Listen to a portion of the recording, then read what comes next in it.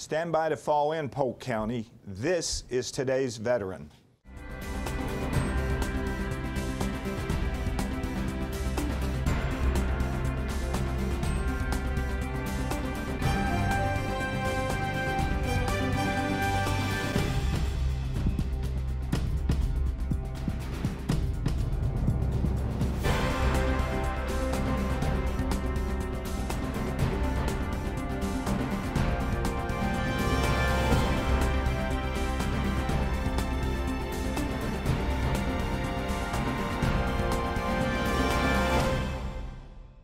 Hello and welcome, and on behalf of everyone at the Polk County Office of Veterans Services, thanks for joining us.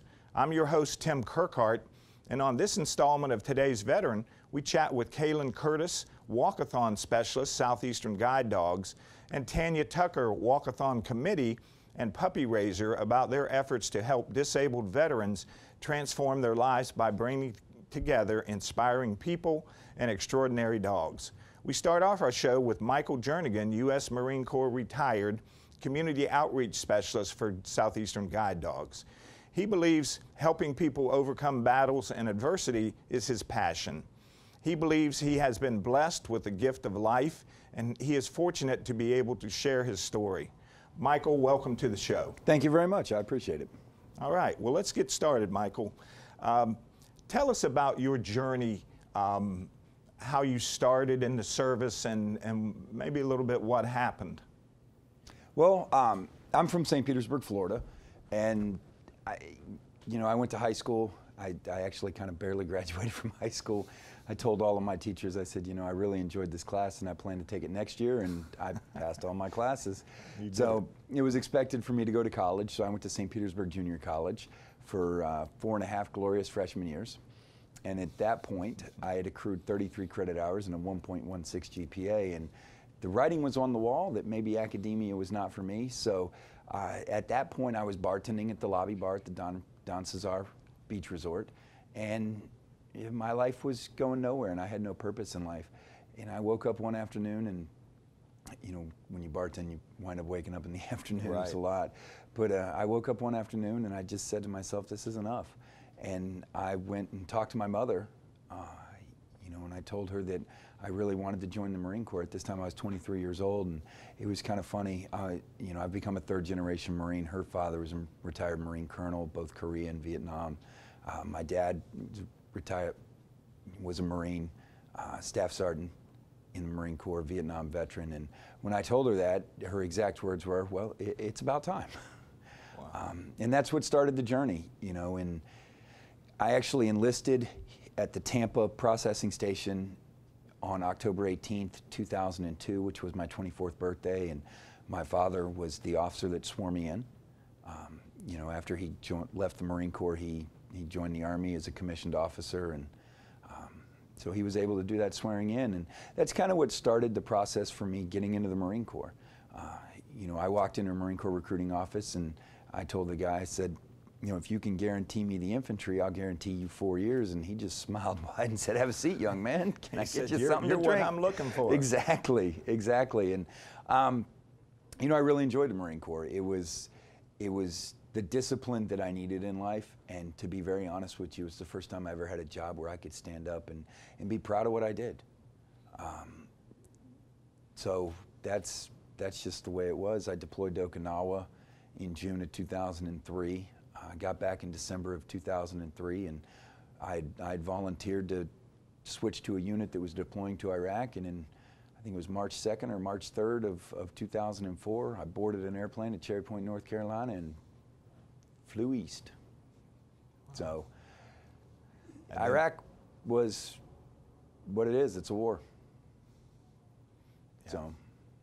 And so you were eager to defend the USA or the cause at the time? I think, for a lot of us, especially our first deployments, we are eager.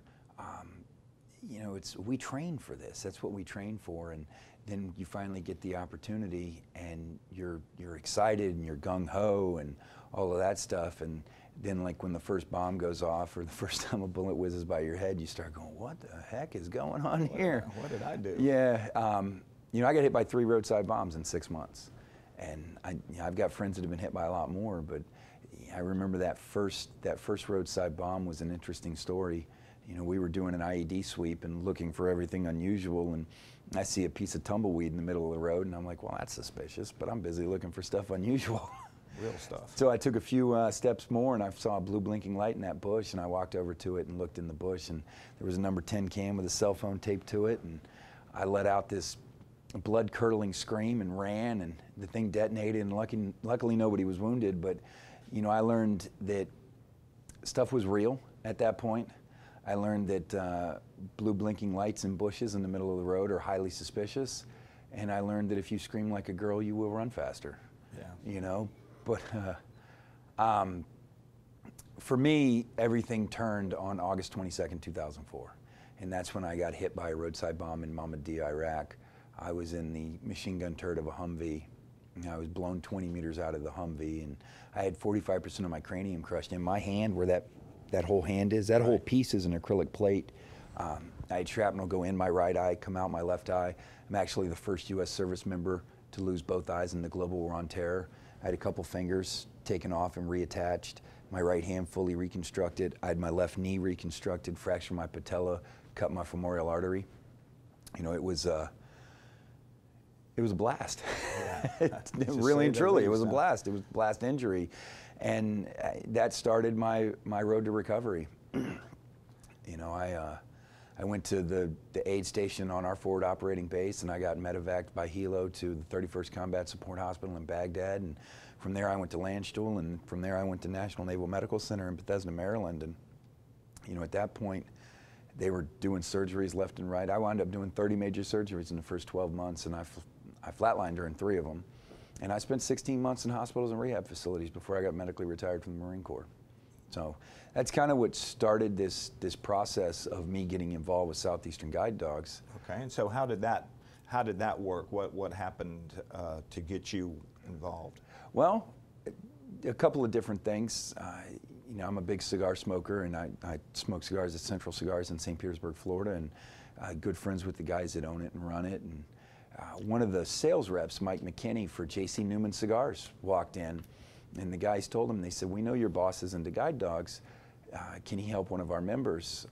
Bobby Newman, one of the guys who owns J.C. Newman Cigars, is on our board at Southeastern Guide Dogs. And that was November timeframe, November of '04. And then there was a St. Petersburg Times article on me in November of '04. And he called my mom to let her know that Southeastern Guide Dogs is right there in Palmetto, Florida, and that they would be there for me if and when I was ready for a guide dog. And that's really what started that connection, was a board member at the organization reaching out to my family to let them know that they're there and they want to help.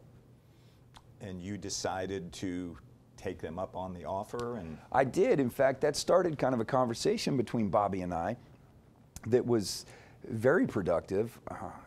You know, I was obviously going through recovery and doing all of that stuff for the entire year of 2005. I got medically retired on December 29th of '05, and we had launched our Pause for Patriots program at Southeastern Guide Dogs in January of 2006, just a few weeks after I got out of the Marine Corps. Our Pause for Patriots program is the veterans program we have at Southeastern Guide Dogs now. And, you know, from there, it took a little while to match me with a dog. You know, as you know, Marines are a little unique and a little stubborn sometimes, and it just took a little while to find a dog that was a perfect match for me. But when it happened, and I got my first guide dog, Brittany, that I had for 8 years, who was really a rock for me. And, you know, Brittany retired. In fact, Brittany's now living on St. Pete Beach on the Intercoastal Waterway with a fishing boat. Oh, my goodness. Yeah, I'm a little envious of Brittany, but, you know, she worked hard and she earned every bit of it. But I got Treasure, my new guide dog, on August 3rd, which is actually my grandfather's birthday, the Marine. So far, how's Treasure doing? She's doing well for me. She's doing well. So we're in that first 90-day process. You know, for the first 6 months, we're feeling each other out. We're creating that bond, and she's bonding well with me. She listens to me. She's there for me. She's loving, you know. And I think what a lot of people gloss over is these dogs guide, definitely. That's their purpose, that's what their job is, but in all reality, they're also companions. You know, and I learned that with Brittany very early on. When my recovery, I was struggling pretty hard. You know, in 2006, I fell into a bottle. At one point of the year, I was putting down a fifth of Johnny Walker a day. You know, and I kind of had that epiphany moment like before I joined the Marine Corps, and I realized that my life had no purpose anymore. And that's when I decided to go back to college, and I moved up to Washington, D.C. area to go to college there because they've got mass transit, they've got a plethora of colleges to choose from, and it just seemed like I did a lot of my recovery there, so I was familiar with the area, I liked the area, and it wasn't 2 months that I was up there when I got a call from Rick Holden, our director of training, that said, you know, I want you to try this dog. And, you know, for a lack of better terms, I got on a plane and flew down and test drove a dog. And it worked out, it looked like a good match. So Rick asked me if I could come back for the March class in 2007, and that's when I got matched with my first guide dog, Brittany. Wow, what a story. So what's the future? What's the future for your journey and for Treasure's journey? Well, I'm a community outreach specialist at Southeastern Guide Dogs. I helped co-found their Paws for Patriots program with Bobby Newman. So Southeastern Guide Dogs is always going to be a part of my life. You know, the difference Brittany made in my life is absolutely amazing. I would not have gotten through college if it wasn't for her. You know, I would have never become a productive member of the workforce again if it wasn't for her. She was my rock during that whole time. And I think for me, the future is definitely being involved with Southeastern Guide Dogs. I also do motivational speaking. I'm currently writing a book on how to develop personal vision, and you know, we're just moving forward with life. Good, good. Well, we're about out of time, and it flew by. Do you have any parting comments that you would like to make to maybe veterans out there or people who need guide dogs? You know, there are organizations out there. We're the only one in the Southeastern United States. If you are a veteran and you need a guide dog, or if you're a veteran and you need a service dog to help with post-traumatic stress, we do those dogs for veterans. Call us at Southeastern Guide Dogs. Go onto our website at guidedogs.org.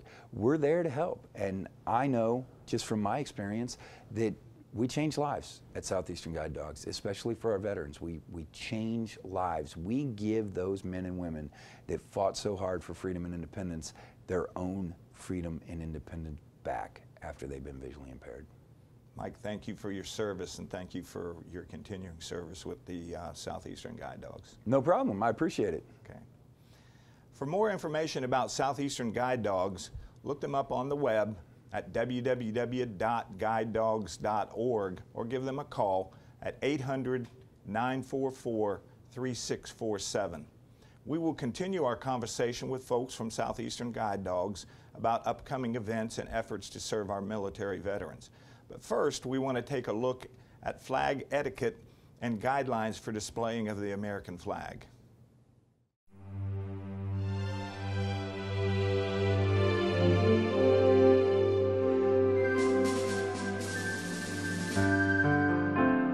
Hello, I'm Carlos Gonzalez, a Veteran Service Officer with Polk County Veteran Services Office. I'd like to talk with you today with a topic that seems to breed some confusion for veterans and the general public alike, and that is the topic of flag etiquette, display and rendering the proper respect to our nation's colors.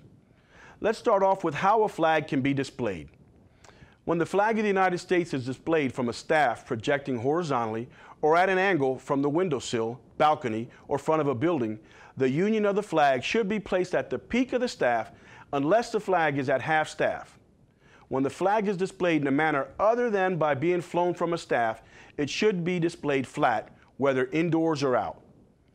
When displayed either horizontally or vertically against the wall, the union should be uppermost and to the flag's own right, that is, to the observer's left.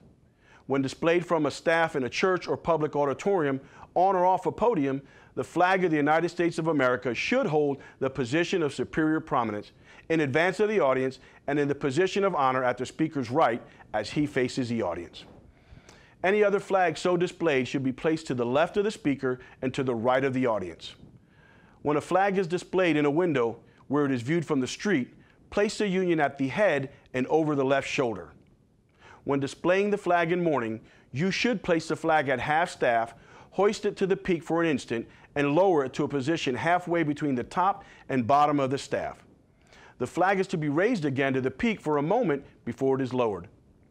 On Memorial Day, the flag is displayed at half-staff until noon and at full staff from noon to sunset. It is the universal custom to display the flag only from sunrise to sunset on buildings and on stationary flagstaffs in the open. However, when a patriotic effect is desired, the flag may be displayed 24 hours a day if properly illuminated during the hours of darkness. Proper illumination is defined as a light specifically placed to illuminate the flag or having a light source sufficient to illuminate the flag so it is recognizable as such by the casual observer. When the flag is displayed on a car, the staff shall be fixed firmly to the chassis or clamped to the right fender. When a flag has served its useful purpose, it should be destroyed, and preferably by burning. For individual citizens, this should be done discreetly so that the act of destruction is not perceived as a protest or desecration. Many American Legion posts conduct disposal of unserviceable flag ceremonies on June 14th, which is Flag Day. Such ceremonies are particularly dignified and solemn occasions for the retirement of unserviceable flags. Now, let's talk about what we should do when the colors are presented. For those currently serving on active duty, they know that they are to stand, face the colors, and render the proper hand salute when in uniform. However, for those who were veterans or civilians, the responses seem to be varied. The National Defense Authorization Act of 2008 contained an amendment to allow ununiformed service members, military retirees, and veterans to render a hand salute during the hoisting, lowering, or passing of the U.S. flag. A later amendment, included in the Defense Authorization Act of 2009 and signed by President Bush, further authorized hand salutes during the national anthem by veterans and out-of-uniform military personnel. So, if you are a uniformed or ununiformed member of the armed forces or a veteran, you can and you should render the hand salute during the hoisting, lowering, or passing of the U.S. flag. A civilian should stand at attention, remove any headgear, and place their right hand over the left part of their chest if able. So there you have it. Regardless of which category you fall into, rendering the proper courtesy to our nation's flag is an honor that can be easily done without confusion. Should you have any questions about the guidelines for display of the flag, go to the United States Veterans Affairs website at www.va.gov for more information. Now, on behalf of Polk County Veterans Services, I want to thank you for showing patriotism and paying respect to the flag of our country. Welcome back to today's Veteran. I'm your host, Tim KIRKHART. Founded in 1982, they employ the latest in canine development and behavior research to create and nurture partnerships between visually impaired individuals and extraordinary guide dogs. Joining us in studio is Kaylin Curtis, walkathon specialist, Southeastern Guide Dogs, and Tanya Tucker, walkathon committee and puppy raiser, about their efforts to help disabled veterans transform their lives by bringing together inspiring people and extraordinary dogs. Ladies, welcome to the show. Thank you for having us. Kaylin, can you tell us about the school? Maybe give us an overview of the school. Yes, we were actually founded in 1982. We have a 33-acre campus down in Palmetto, Florida. Our campus is actually open to the public, so you can come down and have tours, or you can do puppy hugging, which is you sit on the floor and we let the puppies out for about 30 minutes. It's enrichment for them, so they get used to different people and sounds and ages. We breed actually 3 different dogs, Labs, Goldens, and a cross between the two, which is a Goldador. We have Collier here with us today, which is a black and tan Lab. She may look like a Rottweiler, but she's a Lab. And we have Tanya with us as well, and she's a puppy raiser. So when these dogs are about 12 weeks old, they go home with a volunteer puppy raiser like Tanya, and she takes them out into the community and introduces them to the world, basically. And Collier's kind of Tanya's partner. Tanya, one quick question. How did you become involved? Well, actually, I found out about Southeastern Guide Dogs through the Cricket Club, which is a civic organization in Bartow. One of the members is actually chairing the walkathon and was talking about it one day, and mentioned that they wanted her to raise a puppy, but she was unable to because of her profession. I want to raise a puppy, so I went online, did their application. went through the background check, the home inspection, attended several of the area meetings just to see what it was about and, you know, kind of handle a dog and see if it was something I thought I could do, and just went from there. I like the sign on your door that says, yes, it's a dog, and no, she won't bite. I've seen Collier come in small and grow. So tell us about Walkathon and what that means to the organization. Yeah, so Walkathon is actually our largest fundraiser. These dogs cost tens of thousands of dollars to produce because we breed them and train them on our campus. And they're free of charge to those they are given to. We also don't receive any government funding. So this is how we fundraise for these dogs. We have $1 million goal this year. We have 9 different walkathons, and this is our first time in Polk County. We have one at Lake Hollingsworth on March 19th. It's a non-competitive 3K, 5K walk. It's family friendly. It's a fundraiser. You bring your dog out, we come for a walk, and you can fundraise prior. Wow. So that's coming up in March. Mm-hmm. Now, is that, how long ago was that planned for Lake Hollingsworth? About a year ago. We started this process a year ago because Walkathon is a volunteer-run program. It's staff supported, but volunteers like Tanya that are on the committee are putting on this event. So we've started planning it. We actually had a kickoff last week to introduce who we are to Polk County. We're kind of breaking out here.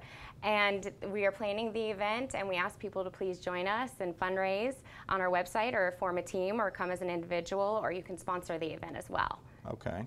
And Tanya, you have a team? Yes, we have County? Team Collier, who is going to be at the walkathon. Okay. Our goal is to raise $4,000. How is that going so far? I mean, it's a ways away, but Right. So we've done well so far. We've got several new team members, and it's going great. now when you say team members, you mean people that are going to walk or people that are donating, or both probably? Both. They're individuals who have decided to join Team Collier, and they're raising money as individuals, and they're getting sponsors and things of that nature for the walkathon, so we can meet that $1 million goal. Okay, and you're the captain of that team, Yes. or Collier's Actually, the captain? Collier's the captain of that team, but Okay. you know, you have to be human to register, so. Okay, well that's interesting. And so you have other walkathons though. Mm-hmm. This is a Polk County walkathon. Are they once a year or twice a year? Or They how does are that once work? a year, yes. They're once a year, so we usually have our walkathon season, which is February to April, because we don't want it to be too warm for our four-legged friends. It's a short walk in the morning. Your family comes out, and we have a little gift shop there for Southeastern guide dogs, and every dog gets a bandana. We also have fundraising incentives for our two-legged friends. We get a t-shirt at $100, and you become what we call a top dog at $1,000. We also have a very fun incentive. So as Tanya is a puppy raiser, she's raising money to name a puppy. So at $5,000, you get to name a puppy, which is pretty cool. So Collier's name actually goes back to someone who sponsored a puppy name, and then Collier goes to her puppy raiser, and the sponsor is updated on Collier's venture into becoming a guide dog. Okay, Tanya, tell us about what's going to happen to Collier. What is the time frame and what's going to happen? Okay, so as a puppy raiser, like Caitlin was saying, we get these puppies at about 12 weeks old. We raise them until they're about 14 months old. Our job as puppy raisers is to socialize them, expose them to different environments, take them to work, take them to school, take them to the grocery store, teach them house manners so that when they go back to the school, they have those basic skills already in place. The school will then do the formal training and teach the dog how to be a guide dog. How long will that take? It takes about a year. So when they come back, we call it in for training, and that's their formal training, and that's kind of where our dogs find their career. So we do a couple of programs. Our first one is Pause for Independence, and that's for the visually impaired. Our second is Pause for Patriots, and those are for veterans with PTSD. We also have a program called Canine Companions that gives the dog to a child and a family that may be visually impaired when they become 18. So they're already visually impaired. We don't give dogs to those that are under the age of 18. So this is kind of to help them understand how to take care of a dog, how to bathe a dog, how to take a dog out before they qualify for one at the age of 18. We also have different careers where some of them are bomb sniffing dogs, or they're out with fish and wildlife. So our dogs have many careers that they find. Some are breeders, because we also breed our own dogs. And how many dogs are involved at your at your facility at one time? I think we have about 200 dogs on campus at one time. And that's puppies and dogs in for training. Wow. So Tanya, how often do you take Collier back for anything during your time with her? Well, we don't have to take her back to the school until it's time for her to go in for training. So that would be the only time she would go back to the school, unless it was a medically necessary procedure that she had to have done at the school. Tell us a little bit about, are there any age requirements if somebody wants to raise a puppy? No, there's no age requirement other than if you're under the age of 18, you have to have a guardian or parent consent to allow, saying that they'll be responsible. But they do look for puppy raisers of all walks of life, because you never know where the guide dog will end up. So you need to have a dog that's used to living in apartments or, out in the country or in the city. So they try to get a variety of puppy raisers with a variety of different home types, kids, no kids, other pets, that sort of thing. So they're well versed and they have a variety of dogs. Okay, what's a puppy raiser group? You say you don't go back there until you're finished, but do you meet with other dogs, raisers? Right. Well, twice a month we meet as we have an area, it's called Polk County Puppy Raisers, and it's all the puppy raisers that are for Southeastern guide dogs that live in Polk County. We all get together and meet twice a month, and we go through basic obedience. We take them on different exposures. We might go to the airport, we might go to Lowe's, we might go through the bowling alley. Different things like that, so they're exposed to everything. Do people know you're coming? Yes, we call them, let them know that we're coming, so they don't have excited. 10 dogs show up. But yes, they're usually very excited and eager to help. Okay.